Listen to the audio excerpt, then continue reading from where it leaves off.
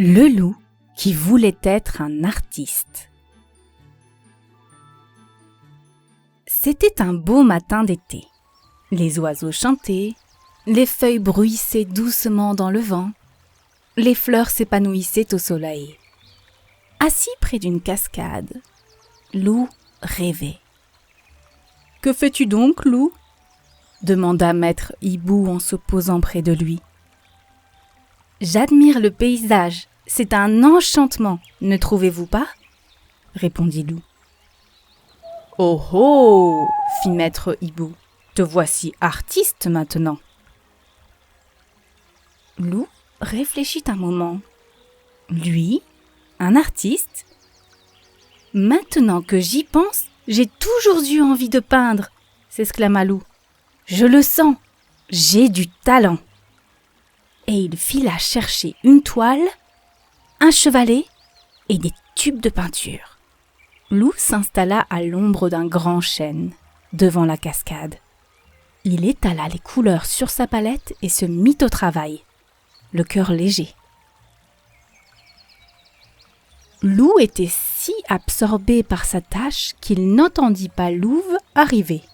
« Bonjour Loup, que fais-tu donc ?»« Je peins, » répondit Loup.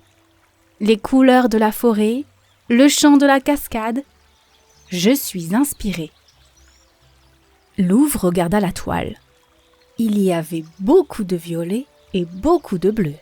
« Loup chéri, » fit-elle, « je crois que tu n'es pas le meilleur des peintres. Par contre, tu es le poète de mon cœur. » « Louve a raison, je suis un poète dans l'âme, » s'exclama Loup. Et il fila chercher du papier et un crayon. Une fois bien installé, Loup regarda autour de lui et écrivit « Ce matin d'été est enchanteur. Il fait battre mon cœur de bonheur. » Il réfléchit encore, mais plus rien ne lui vient à l'esprit. « Salut Loup !» fit une voix près de lui. « Que fais-tu donc ? On dirait une statue. » Loup sursauta. « Mais oui, bien sûr ! Sculpteur, c'est là que je serai le meilleur. Merci Valentin. » Pour sculpter, Loup s'installa avec Demoiselle Yéti dans son jardin. C'est la seule qui avait accepté de poser pour lui. Il se mit au travail, façonnant la terre glaise à pleines pattes. Quand ce fut terminé, il regarda son œuvre avec fierté et dit « Tu peux venir voir, Titi ?» Demoiselle Yéti regarda de plus près l'œuvre de Loup et se mit à hurler. « Mais tu n'as aucun talent! Je ressemble à un éléphant! Espèce de comique, va !» Elle piétina la statue avant de disparaître entre les arbres, furieuse. « Comique ? Mais pourquoi n'y ai-je pas pensé plus tôt ?» fit Loup. « Faire rigoler, voilà ce qui me plaît. » Avec entrain, Loup monta son petit spectacle. Quand il fut prêt, il installa une estrade dans la forêt. Quelques animaux intrigués s'arrêtèrent pour le regarder. Hélas pour Loup, ce fut un vrai désastre. Ses blagues ne faisaient rire personne et il dut s'arrêter en plein spectacle. On lui jetait des tomates. Tête basse, Loup rentra chez lui. Il s'installa sur son canapé, ouvrit son journal préféré et lut. Recherche comédien pour jouer le rôle du grand méchant loup. Audition jeudi à 15h. Loup redressa le museau, une petite lumière dans les yeux. Vedette de cinéma, il s'y voyait déjà.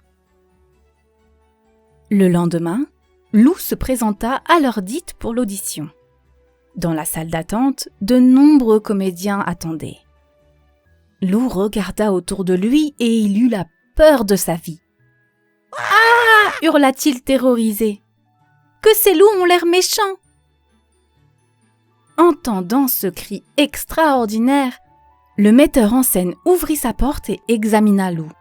« Certes, vous n'avez rien d'effrayant, mais quelle voix, mon ami, quelle voix! Vous devriez être chanteur. Vous feriez fureur. » Merci, fit Lou. C'est vrai que j'ai toujours aimé chanter. Tout excité, il rentra chez lui et annonça à ses amis.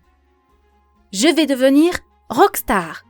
Qui veut faire partie de mon groupe ?»« Moi !» cria Gros Louis. « Et je prends la batterie. »« Au saxo, je ferai le show, » fit Alfred. « À la guitare électrique, je serai fantastique, » se réjouit Valentin. « Moi, je peux écrire les chansons, » proposa Joshua. Dans un coin, Louve et Demoiselle Yeti avaient l'air contrariés. « Et nous alors ?» fit Louve. « Vous, Trésor, » répondit Lou. « Vous serez nos choristes. »« Mais qui va chanter ?» demanda Demoiselle Yeti. « Moi, évidemment, » dit Lou. « Il paraît que j'ai une voix terrible. Écoutez un peu. » Il commença à chanter. Ses amis en restèrent interloqués. Lou avait vraiment du talent. « Rendez-vous ici demain avec vos instruments, » fit Lou. « Et quand nous serons prêts, nous ferons un concert. » Le groupe de rock fut baptisé les Rocking Lou. Il fallut écrire les chansons, composer la musique, monter une scène, s'occuper des éclairages, du son et répéter chaque jour. Quand tout fut prêt pour le concert, des affiches furent collées dans la forêt. « Venez nombreux au concert des Rocking Lou. Musique d'enfer. Ambiance assurée. » Le grand soir arriva enfin. Lou entra sur scène. Il prit une profonde inspiration et commença à chanter. À la fin de la première chanson, il y eut un grand silence. Puis les applaudissements explosèrent. « Une autre, une autre !» criaient les animaux déchaînés. Rassuré, Lou reprit le micro et c'était parti pour le show.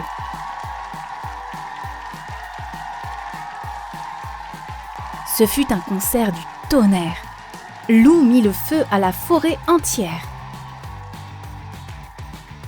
Le lendemain, les Rocking Lou firent la une de tous les journaux. On les invita à venir chanter sur les scènes de Paris, New York, Rio. À toutes les invitations, Lou répondit « C'est gentil, mais non merci. Être une star, c'est super, mais j'ai des tas d'autres choses à faire. »